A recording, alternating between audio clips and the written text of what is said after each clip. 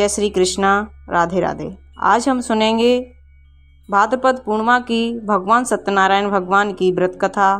तो आइए सुनते हैं। एक समय की बात है, शौनक आदि 88,000 ऋषियों ने श्री सूत जी से पूछा, ए प्रभु, इस कलयुग में वेद विद्या रहित मनुष्यों को प्रभु भक्ति किस प्रकार मिल सकती है तथा उनका उद्धार कैसे होगा? हे मुनिश्रेष्ठ, कोई ऐसा तप बताइए जिससे थोड़े समय में ही पुण्य मिले और मन वांछित फल भी मिल जाए। इस प्रकार की कथा सुनने की हम इच्छा रखते हैं। सर्वशास्त्रों के गाता सूत जी बोले, हे वैष्णव में पूज्य, आप सभी ने प्राणियों के हित की बात पूछी है, इसलिए मैं एक ऐसे श्रेष्ठ व्रत को आप लोगों को बताऊंगा जिसे नारद जी ने भगवान नारायण से पूछा था और भगवान नारायण ने मुनि श्रेष्ठ नारद जी से कहा था। तो इसे ध्यान पूर्वक सुनिए। तब सूत जी बोले, हे ऋषियों, जिसने पहले समय में इस व्रत को किया था उसका इतिहास सुनाता हूँ, ध्यान पूर्वक सुनो। सुंदर काशीपुरी नगर में एक बहुत ही गरीब निर्धन ब्राह्मण रहता था। भूख प्यास से परेशान वह धरती पर घूमता रहता था। ब्राह्मणों से प्रेम करने वाले भगवान ने इस दिन ब्राह्मण का वेश धारण कर उसके पास जाकर पूछा, हे विप्र, नित्य दुखी होकर तुम पृथ्वी पर क्यों घूमते हो?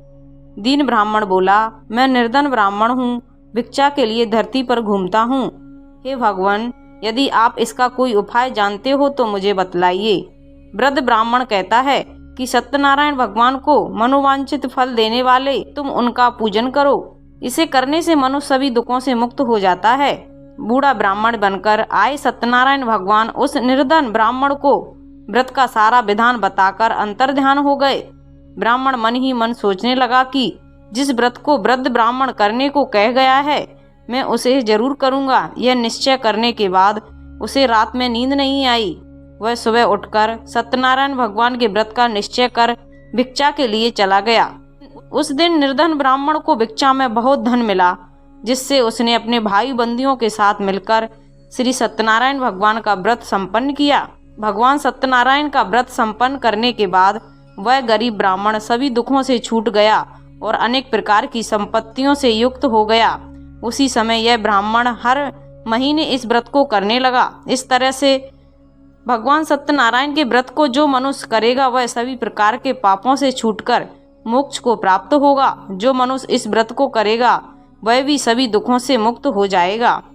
सूत जी बोले कि इस तरह से नारद जी से नारायण जी का कहा हुआ श्री सत्यनारायण व्रत को मैंने तुमसे कहा है।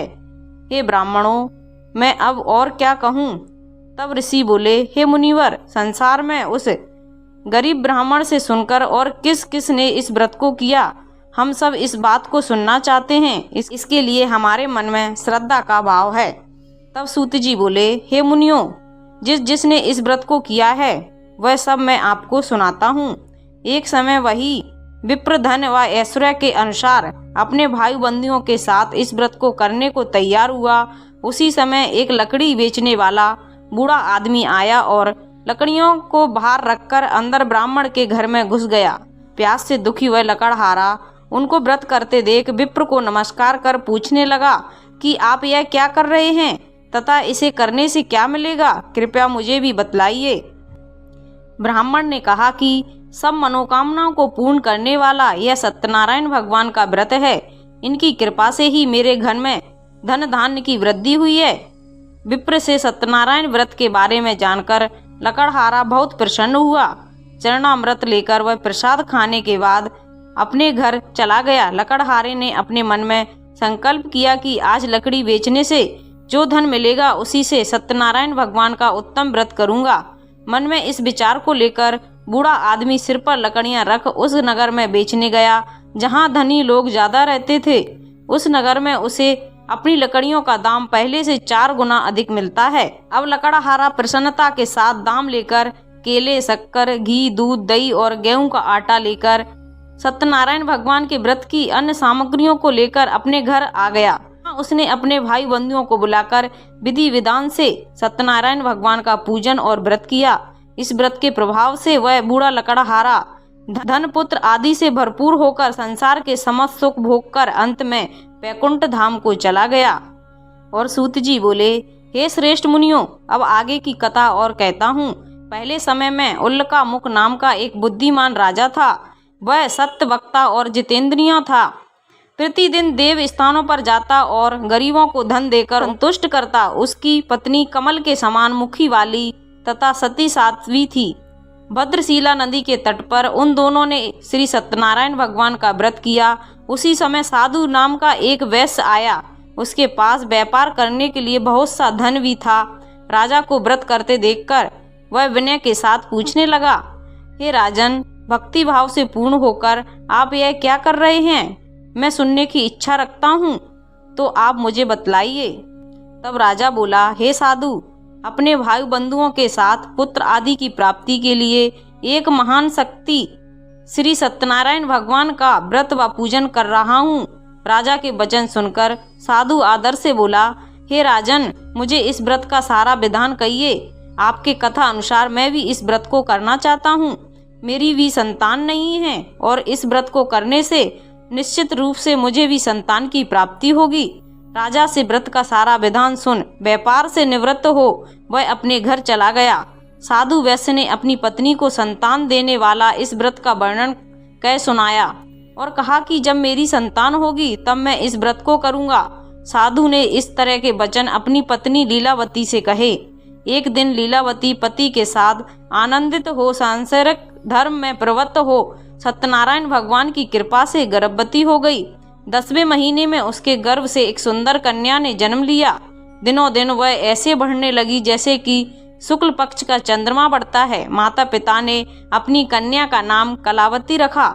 एक दिन लीलावती ने मीठे शब्दों में अपने पति को याद दिलाया कि आपने सत्यनारायण भगवान के जिस व्रत को करने का संकल्प किया था उसे करने का समय आ गया है। आप इस व्रत को करिए। साधु बोला कि हे प्रिय, इस व्रत को मैं उसके विवाह पर करूंगा। इस प्रकार अपनी पत्नी को आश्वासन देकर वह नगर को चला गया। कलावती पिता के घर में रह वृद्धि को प्राप्त हो गई। साधु एक बार नगर में अपनी कन्या को सखियों के साथ देखा तो तुरंत ही दूत को बुलाया और कहा कि मेरी कन्या के योग्य वर देख कर आओ। साधु की बात सुनकर दूत कंचन नगर में पहुंचा और वहां देखभाल कर लड़की के सुयोग बाणिक पुत्र को ले आया। सुयोग पुत्र को देख साधु ने भाऊ बंधुओं को बुलाकर अपनी पुत्री का विवाह उसके साथ कर दिया। लेकिन दुर्भाग्य की बात है कि साधु ने अभी भी सत्यनारायण भगवान का व्रत नहीं किया। इस पर श्री भगवान क्रोधित हो गए और श्राप दिया कि साधु को अत्यधिक दुख मिले। कार में कुशल साधु बनिया जमाई को लेकर समुद्र के पास स्थित होकर रत्नासारपुर नगर में गया। वहां जाकर दामाद ससुर दोनों मिलकर चंद्रकेतु राजा के नगर में व्यापार करने लगे।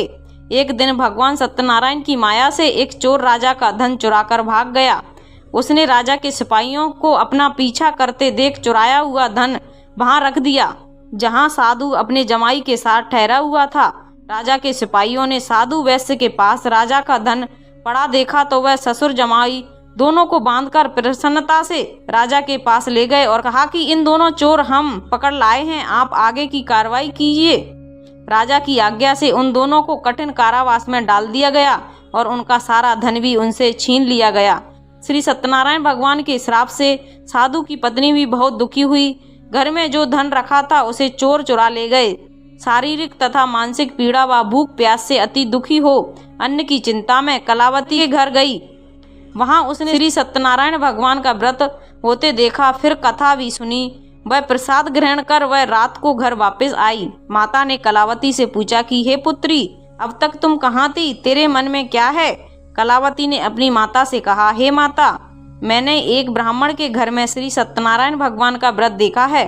कन्या के वचन सुन लीलावती भगवान की पूजन की तैयारी करने लगी। लीलावती ने परिवार व बंधुओं के सहित सत्यनारायण भगवान का पूजन किया और उनसे वर मांगा कि मेरे पति तथा जमाई शीघ्र घर आ जाएं। साथ ही यह भी प्रार्थना की कि हम सब का अपराध क्षमा करें। श्री सत्यनारायण भगवान इस व्रत से संतुष्ट हो गए और राजा चंद्रकेतु को सपने में दर्शन दिया कि हे राजन, तुम उन दोनों वैश्यों को छोड़ दो और तुमने उनका जो धन लिया है उसे वापस कर दो। अगर ऐसा नहीं किया तो मैं तुम्हारा धन, राज्य व संतान सभी को नष्ट कर दूंगा।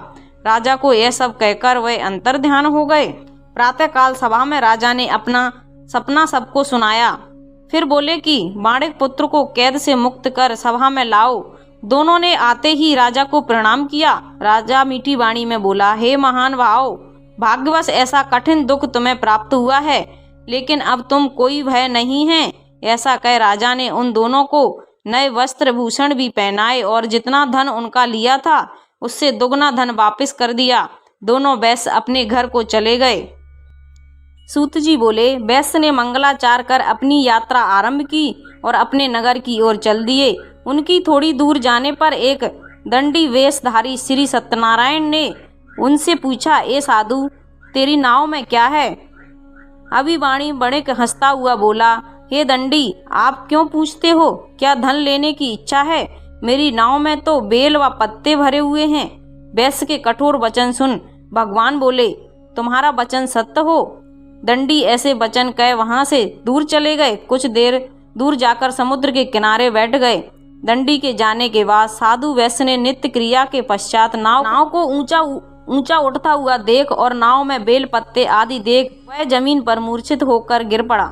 आंख खुलने पर वह अत्यंत शोक में डूब गया। तब उसका दामाद बोला कि आप शोक न मनाएं, यह दंडी का शाप है, इसलिए हमें उनकी शरण में जाना चाहिए, हमारी मनोकामना पूरी होगी। दामाद की बात सुनकर वह दंडी के पास पहुंचा और अत्यंत भक्ति भाव नमस्कार करके बोला, मैंने आपसे जो असत्य वचन कहे थे उनके लिए मुझे क्षमा कर दें। ऐसा कहकर महान शोक आतुर हो रोने लगा। तब दंडी भगवान बोले, हे बाणिक पुत्र, मेरी आज्ञा से बार बार तुम्हें दुख प्राप्त हुआ है, तू मेरी पूजा से विमुख हुआ। साधु बोला, हे भगवान, आपकी माया से ब्रह्मा आदि देवता भी आपके रूप को नहीं जानते, तब मैं अज्ञानी कैसे जान सकता हूँ?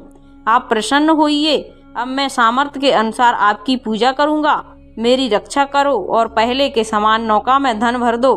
साधु वैश्य के भक्ति पूर्वक वचन सुनकर भगवान प्रसन्न हुए और उसकी इच्छा अनुसार वरदान देकर अंतर ध्यान हो गए। ससुर जमाई जब नाव पर आए तो नाव धन से भरी हुई थी। फिर वहीं अपने अन्य साथियों के साथ सत्यनारायण भगवान का पूजन कर अपने नगर को चल दिए। जब नगर के नजदीक पहुंचे तो दूत को घर पर खबर देने के लिए भेज दिया। दूत साधु की पत्नी को प्रणाम कर कहता है कि मालिक अपने दामाद सह नगर के निकट आ गए हैं। दूत की बात सुन साधु की पत्नी लीलावती ने बड़े हर्ष के साथ सत्यनारायण भगवान का पूजन कर अपनी पुत्री कलावती से कहा कि मैं अपने पति के दर्शन को जाती हूँ, तू कार्य पूर्ण कर शीघ्र आ जाना। माता के ऐसे वचन सुन कलावती जल्दी में प्रसाद छोड़ अपने पति के पास चली गई। प्रसाद की अवज्ञा के कारण श्री सत्यनारायण भगवान रुष्ट हो गए और नाव सहित उसके पति को पानी में डुबा दिया। कलावती अपने पति को वहां ना पाकर रोती हुई जमीन पर गिर गई।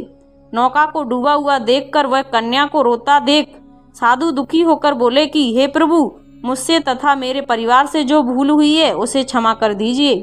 साधु के दीन वचन सुनकर श्री सत्यनारायण भगवान प्रसन्न हो गए और आकाशवाणी से, हे साधु, तेरी कन्या मेरे प्रसाद को छोड़कर आई है, इसलिए इसका पति अदृश्य हो गया है। यदि वह घर जाकर प्रसाद खाकर लौटती है तो उसके पति अवश्य ही मिलेंगे। ऐसी आकाशवाणी सुन कलावती घर पहुंचकर प्रसाद खाती है और फिर आकर अपने पति के दर्शन करती है। उसके बाद साधु अपने भाई बंधुओं सहित सत्यनारायण भगवान का विधि विधान से पूजन करते हैं। इस लोक का सुख भोग कर वह अंत में स्वर्ग लोक को प्राप्त करते हैं। तब सूत जी बोले, हे ऋषियों, मैं और भी एक कथा सुनाता हूँ, उसे भी ध्यान पूर्वक सुनो। प्रजा पालन में लीन तुगध्वज नाम का एक राजा था। उसने भी भगवान का प्रसाद त्याग कर बहुत ही दुख सहन किया था। एक बार वन में जाकर वन पशुओं को मारकर वह बड़ के पेड़ के नीचे आया। वहां उसने ग्वालों को भक्ति भाव से अपने बंधुओं सहित सत्यनारायण भगवान का पूजन करते देखा। अभिमानवश राजा ने उन्हें देखकर भी पूजा स्थान में नहीं गया और ना ही उनसे भगवान को नमस्कार किया। ग्वालों ने राजा को प्रसाद दिया, लेकिन उसने वह प्रसाद भी नहीं लिया। प्रसाद को छोड़कर वह अपने नगर को वापस चला गया। जब वह नगर में पहुंचा तो वहां सब कुछ तहस नहस हुआ पाया तो वह शीघ्र ही समझ गया कि यह सब भगवान ने ही किया है। वह द्वारा ग्वालों के पास पहुंचा और विधि पूर्वक पूजा करके प्रसाद खाया तो श्री सत्यनारायण भगवान की कृपा से सब कुछ पहले जैसा हो गया। दीर्घ काल तक सुख भोगने के बाद मरने उपरांत स्वर्ग लोक की प्राप्ति हुई। जो मनुष्य परम दुर्लभ इस व्रत को करेगा तो भगवान सत्यनारायण की अनुकंपा से उसे धन धान्य की प्राप्ति होती है। निर्धन धनी हो जाता है और भय मुक्त जीवन व्यतीत करता है संतानहीन मनुष्य को संतान सुख मिलता है और सारे मनोरथ पूर्ण होने पर मानव अंत काल में बैकुंठ धाम को जाता है। सूत जी बोले, जिन्होंने पहले इस व्रत को किया है, अब उनके दूसरे जन्म की कथा कहता हूँ।